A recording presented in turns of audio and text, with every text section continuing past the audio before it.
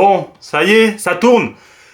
Yo les amis, j'espère que vous allez bien, c'est Roro TV. On va parler du dernier chapitre de One Piece, mais plus précisément, nous allons parler d'un fait marquant, oui, car dans le dernier chapitre, il s'est quand même déroulé un combat, un rapport de force, non pas des moindres, puisque c'est un rapport de force qui est tellement débattu sur les réseaux sociaux depuis maintenant quelques années. Et d'ailleurs, il y a Pio Penpei qui en a déjà parlé à maintes et maintes reprises.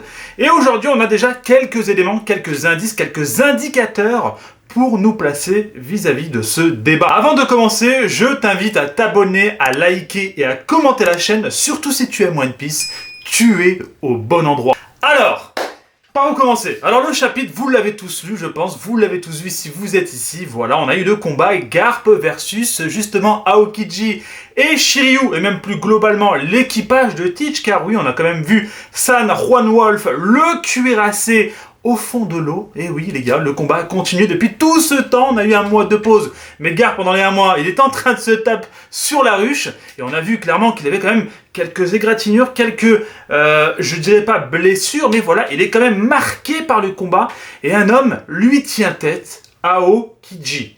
Et voilà, dans le chapitre, bah forcément, hein, le fourbe, l'ancien gardien d'Impel Down, Shiryu de la pluie, l'attaque par traîtrise grâce à ce nouveau fruit du démon qui lui permet d'être totalement invisible.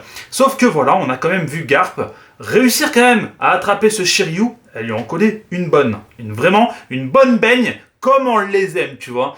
Et le hic, là-dedans, c'est que cette patate, elle n'était pas chargé de haki, et encore moins de haki des rois. Et juste après, nous voyons justement Shiryu de la pluie complètement amoché. Alors je dirais pas que c'est un one-shot, je pense que Shiryu peut encore potentiellement combattre, mais voilà, on voit quand même qu'il est déjà beaucoup plus marqué qu'un Aokiji qui lui aussi combat pendant plus d'1 mois ce Garp, ce monstre de puissance. Donc à partir de là, forcément, ça a fait parler. Certains pensent que Aokiji est donc supérieur et donc plus fort que ce Shiryu de la pluie qui nous a fait une petite intervention et puis en traite et puis qui se fait quand même rétamer, hein, pas mal.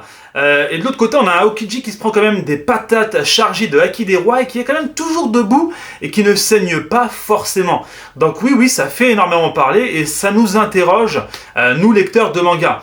Et aujourd'hui, on se pose donc la question suivante, et si finalement les amiraux n'étaient pas tout simplement juste en dessous, ou peut-être voire même l'égal des Yonko. C'est un peu le débat qui avait éclaté sur les réseaux sociaux il y a maintenant quelques années. J'en avais déjà fait une vidéo, et je ne sais pas si je vous ai déjà donné mon avis là-dessus, mais j'ai toujours pensé que les amiraux étaient justement juste au-dessus des bras droits des seconds de Yonko. Moi, je les ai toujours placés en niveau quasi intermédiaire, un peu à la Riley, d'accord?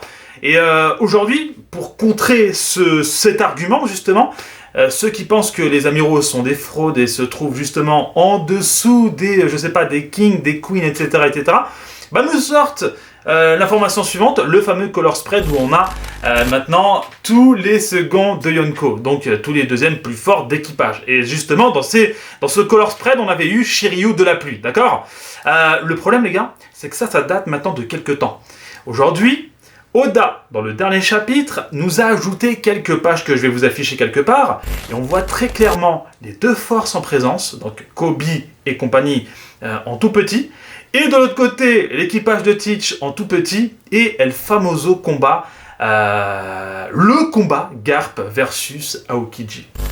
Donc déjà, factuellement parlant, au terme de ce que l'on a pu voir lors des chapitres sur la ruche, mais aussi grâce à ces éléments qui résument un peu ce qu'il se passe sur la ruche, on voit très clairement Oda, avec cette mise à jour d'informations, qui nous quand même place Aokiji en tant que membre le plus fort derrière Teach. On est bien d'accord. Et puis, rappelez-vous quand même ce coup de pression légendaire à l'équipage de Teach, lorsque celui-ci les a rejoints justement.